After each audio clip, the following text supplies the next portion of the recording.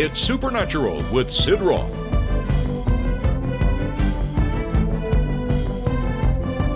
What happens when a Holocaust survivor comes face to face many years later with the guard responsible for her punishment at the Dachau concentration camp? Find out on this edition of It's Supernatural.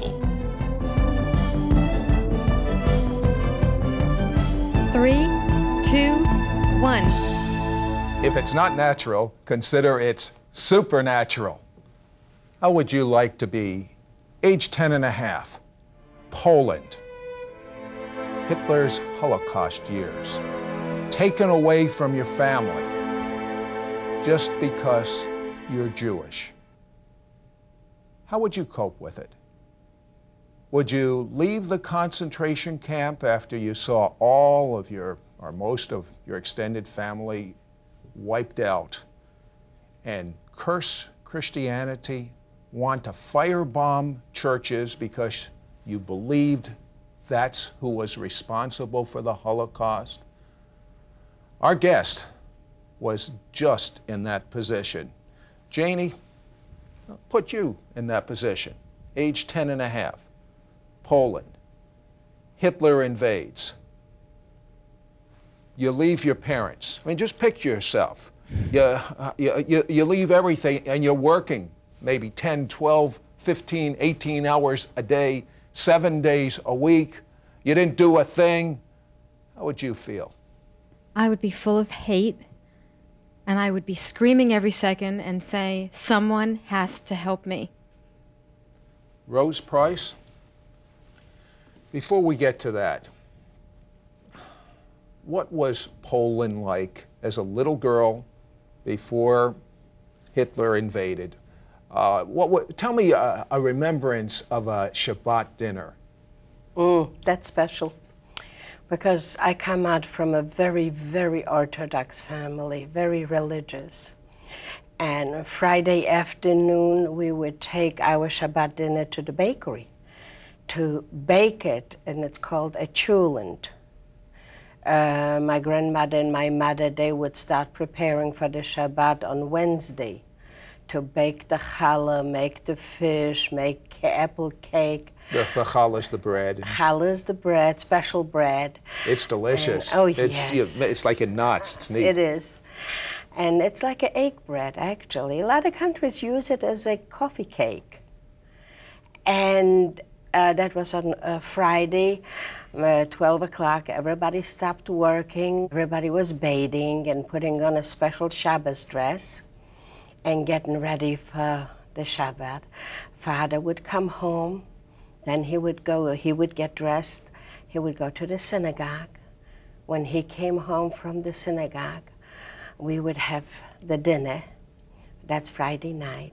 Tell me about family. Were many members of your family there gathered around the Shabbat table? Were family close back then? I came out of a blessed family.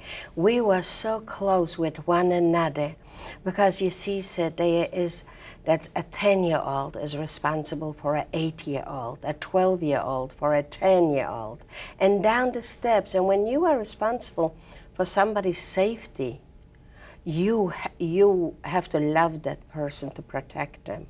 Would love be the right word for your family? And did you have like uncles, aunts all gather?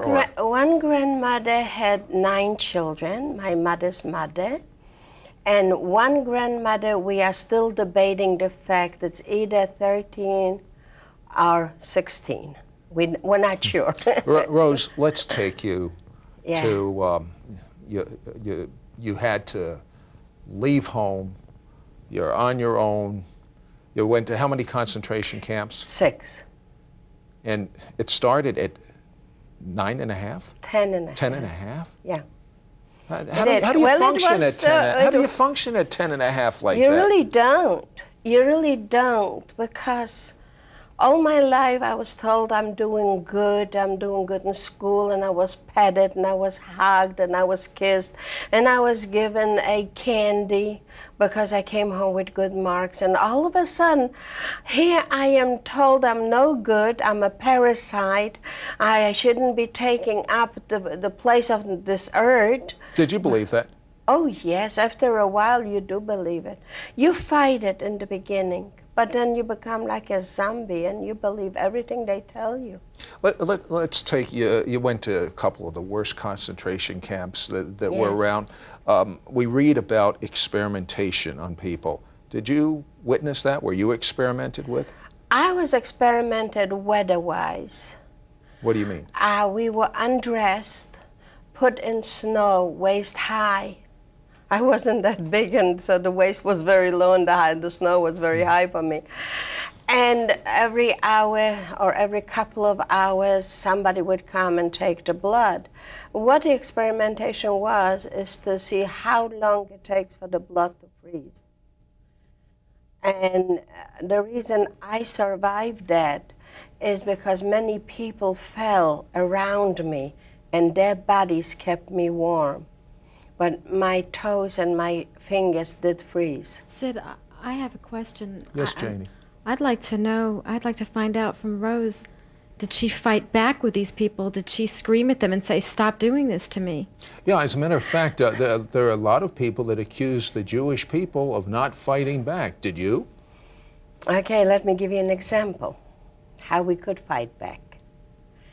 I was picked out twice to be shot, not because I done something, but because once I was number 5 and once I was number 4. It's just random numbers. Right, to be they shot. I decided that understand. morning which number they're gonna run, or pick rather. I was chained from my neck, my waist, and my ankles to the people in front of me and the people in the back of me. How could I run away? I did after the chains came down. After the guard unlocked the chains, I ran away. What But happened? I didn't have to go very far because the people would turn us back in and then we would get killed. You would tell me that one time you smiled and what happened to you? I walked across the camp and I smiled with somebody. I was talking, I don't know why, I don't know what about it was. And because a guard saw me smiling, he put me into a tank of live sewer and I had to stand in it for 24 hours. You, how high was the The was water garbage? was The water? coming up almost to my mouth, so I had to stand on my toes For 24 hours? for 24 hours. You must have really hated. Oh yes, I had good reason to hate. I said, I come out of a loving family. I knew what anti-Semitism is. I was called every name in the book by Polish people. I was hit over the head with a cross by a priest because I'm a Jew. So I knew what anti-Semitism is. I knew I wasn't liked. I knew I was different. Did you feel that somehow Christianity was responsible for the atrocities that occurred at that time? Oh, yes.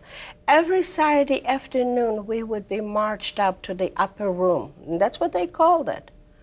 And that was the entertainment for the soldiers. What do you mean? We would be tied up by our wrists and hung from the ceiling and swung about and whipped or hit or put on stretch tables. And every time this was done, the guards would say, well, we are not doing it, but Jesus Christ is doing it. Remember, you killed him. And you did it. We'll be back in just a moment with Rose Price, and you're going to find out how she found out that it was not Jesus that was responsible. Don't you dare go away.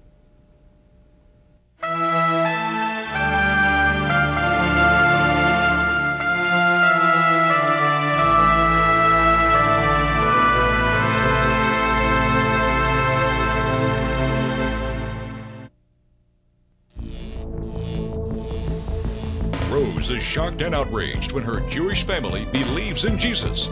Next. But first, this. Rose Price, a Holocaust survivor, lost most of her extended family. Rose, how large was the family that you lost under Hitler? A lot, an awful lot. 50? 100? Oh, yeah. And they were large families back then. We were, yeah. I come out of a very large family. You lost one family, and you felt it was because of Christianity at that time. Oh, yes, definitely.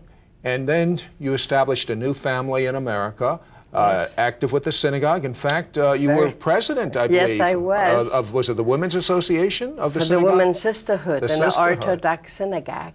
And in fact, you were right across the street from it. Right across, yes. And one day, your daughter, Miriam, your oldest daughter, came home and said, what did she say? Mommy, I believe in Jesus Christ. He is the Jewish Messiah. And what did you say? I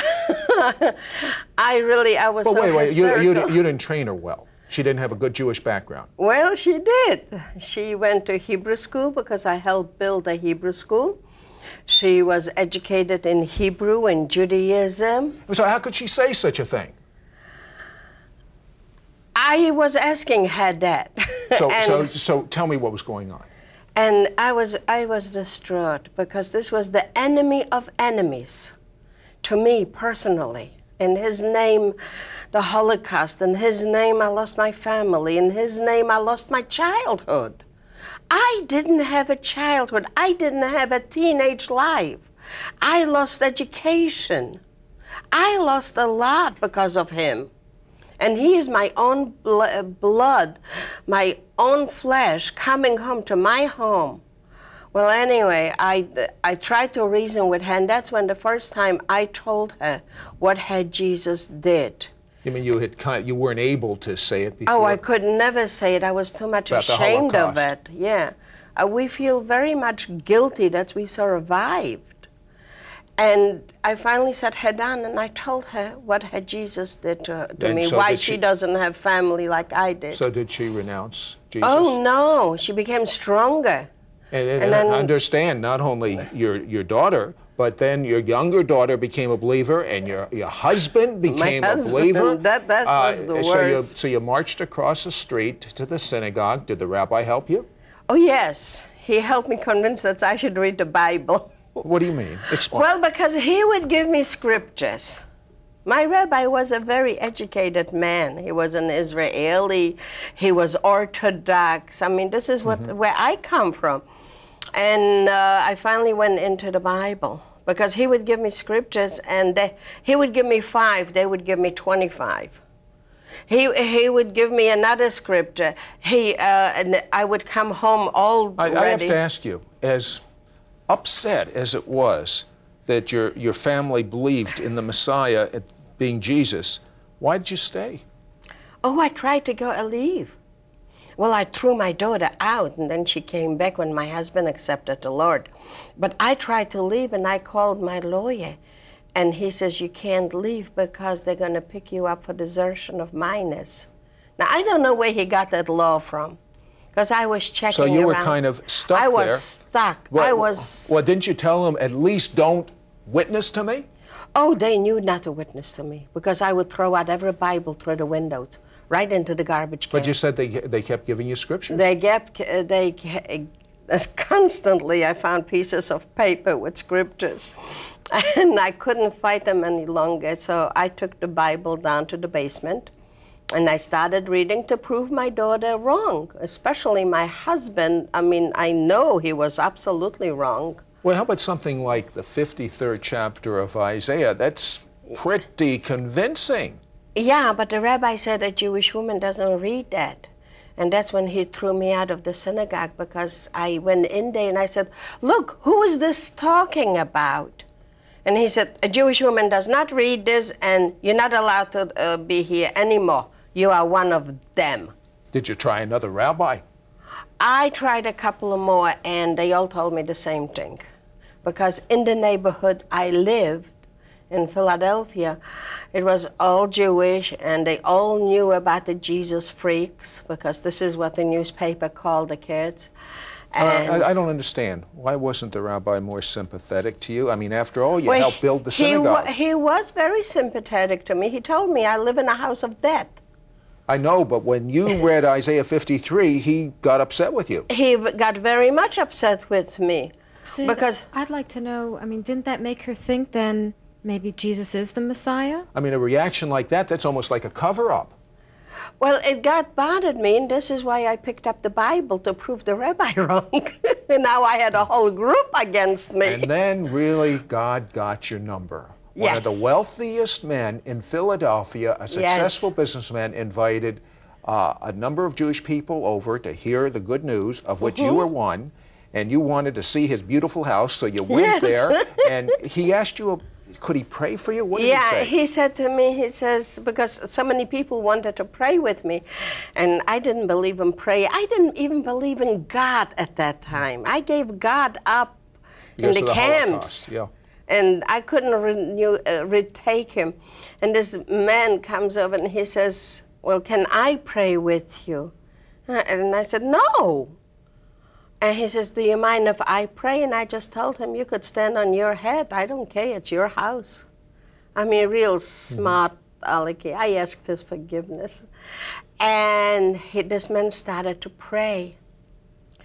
And now, you know, Jewish people never close their eyes. Right. And I closed my eyes, and it was 10 o'clock in the evening. I don't know where I was between 10 and around 2 o'clock in the morning. But something happened. What happened? Well, I accepted the Lord. That's one thing.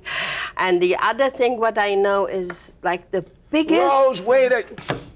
What? You said you accepted the Lord just like that. I mean, with all the junk and awful things that you all went the years through, and how all could you the just do months? that in an instant?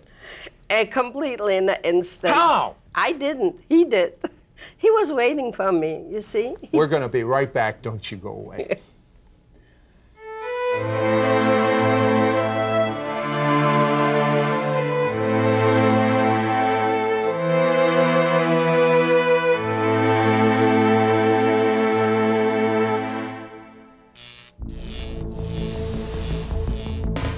In a moment, hear about Rose's encounter with a former guard who was in charge of torture at her prison camp.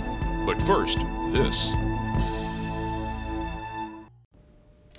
Rose Price hated so much because of the years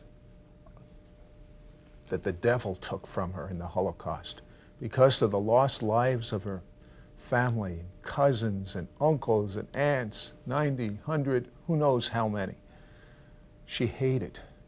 She had to go through 27 operations. I believe, Rose, that were caused by hate. Yes, they are. Every operation I had, the root of it was unforgiveness. And you became a believer. You have what we call chutzpah. Oh, nerve. yeah, double dose. And you told people about that you're not ashamed that Yeshua is our Messiah. Right. And I didn't even realize this, Rose, but we became friends, and I found out about an event in Berlin, Germany, called Berlin for Jesus. It was, I believe, in 1981. Yes. And I said, Rose Price would be perfect for that event. And I called you on the phone, and I was shocked and angry. You told me you would not do it. Of course not. I And should go back to Germany. And I said, pray about it. And you still dug in. For 6 months. You called me in January. And Why didn't you want to go back to Germany? oh, how could I? Sid, Germany and forgiveness were not on the same planet. Yeah, but you're Not the same two words. You're a believer in the Messiah, and the Messiah It says, doesn't I'll matter, forgive that- you the same degree you forgive other people. Wait a minute, but this is the Holocaust.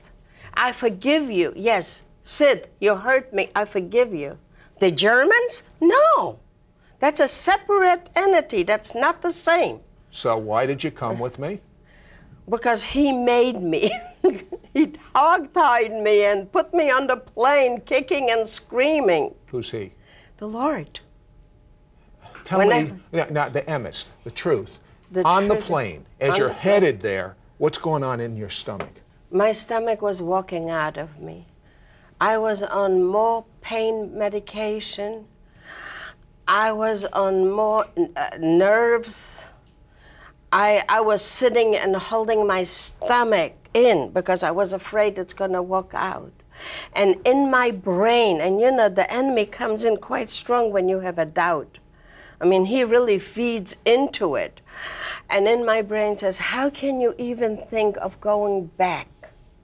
How can you even think, what will your mother say? How will your dead relatives, they're going to come up, they're going to be ashamed of you. They're going to turn in their graves. How can you go? How can you talk to those Germans, what they have done, the atrocities, how they have treated you? Rose, I'm going to take you right now to the Colosseum in Berlin. This is the Colosseum that Adolf Hitler, yes, for 1,000 years, we will be the master race. This is the one where he had his greatest campaigns. Mm-hmm. I personally was shocked when I went into that Colosseum.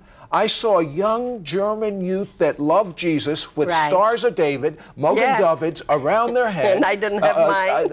With chains. I saw Israeli flags throughout that stadium. You know who was turning in his grave? It was Adolf Hitler. Oh, that's definitely. But you see this we know later. But as you were going up to the platform to address that stadium full of Christians as a Holocaust survivor, again I say to you, what was going on inside? Don't go, don't talk, run. Get a gun, a machine gun, them at least 5 rows. It's hard to believe it. That's what I was thinking. So what did you say? When I said in my speech or to myself. In your speech. I really don't remember that much what I said. But the way I understood is that I forgive you, for the Lord has forgiven me. And when you finished and the Dachau guard came to you, the former Dachau concentration camp guard came to you, what did he say? Forgive me for what I have done. He walked up, he was seeking you out, and were you able to? No, I wanted to break his neck because he knelt down at my feet. What happened in Dachau? Well, he was in charge of punishment. And he would put me in, not just me again, but a lot of us, and he would walk on us, put us face down into the mud, and walk on us so he wouldn't get his feet dirty, his boots dirty from the mud. So that's what went on in your head, we understand. What we were thinking about, we understand. What did you say to him? After a while, I finally said, if Jesus forgave you, I forgive you. And such a poignant story. One of the guards came after you just as you were ready to leave Germany. And what did he say? He said that's the first time he slept through the night since the war, that he didn't sleep throughout the war. And when he had to hear my voice saying again that I forgive him. Rose Price. Yes. Today. Yes. Honestly. Do you forgive the German people? Oh, yes, definitely. From my kishkas. You know, kishkas are down here, from way down here. I know, Rose. Let me tell you something. It is impossible to forgive those atrocities unless you recognize that you have been forgiven. Unless you know the Messiah, unless you have His power, unless you are filled with His love, you cannot do that.